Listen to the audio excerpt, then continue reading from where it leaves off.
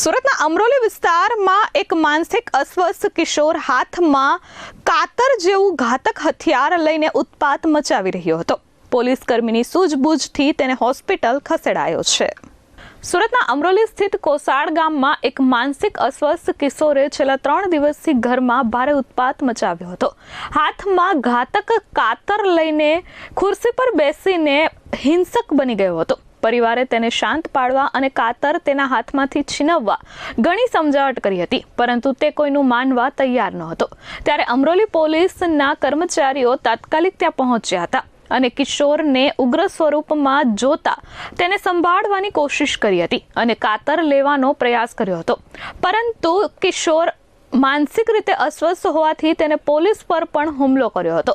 જોકે પોલીસ કર્મી અશ્વિન ડાંગર તેમજ અન્ય એક સ્થાનિક વ્યક્તિને કાતર વાગતા ઈજા પહોંચી હતી, પરંતુ પોલીસ કર્મચારીએ પોતાનો જીવ જોખમમાં મૂકી કિશોર પાસેથી કાતર દૂર કરી હતી અને તેને તાત્કાલિક સારવાર અર્થે હોસ્પિટલ ખસેડ્યો હતો. क्या हुआ है बेटा? हाँ क्या हुआ है? क्या नाम इसका? दीपांशु. पढ़ाई पढ़ाई करता था? पढ़ाई किया है? हाँ कहाँ तक पढ़ा है? 9 क्लास. तो फिर नौकरी वोकरी नहीं लगाया आप उसको? क्यों? पढ़ता ही नहीं. जब कातर रख दे बेटा दीपांशु, कातर रख दे. कातर दे दे राकेश. दीपांशु कातर दे दे बेटा उनको. ये बोला मेरे को कातर दे दे. ओए लग जाएगा दीपांशु, लग जाएगा, लग जाएगा.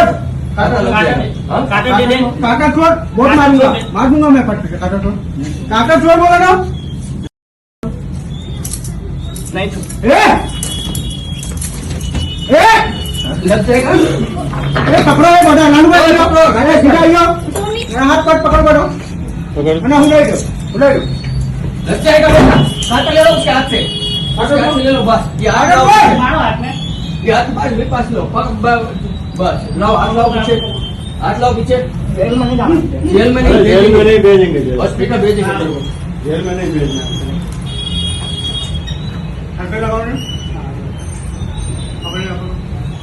बस अस्पताल ले जाएंगे. और कहीं नहीं भाई. कुछ परेशानी नहीं हो. कहीं ले नहीं जाना है. हॉस्पिटल जाना है खाली. તો હેડ કોન્સ્ટેબલ અશ્વિનભાઈ વાત કરું છું. અહીંયા છે ને એક છોકરાની માનસિક હાલત ખરાબ છે. એને તાત્કાલિક હોસ્પિટલ રેફર કરવો પડે એવું છે. કારણ કે ચપ્પુ ને પેલી શું કહેવાય નહીં કાટેગા બેટા.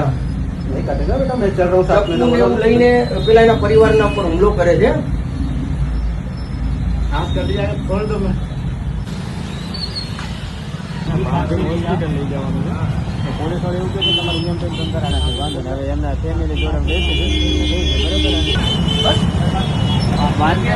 Bureau report S24 news Surat.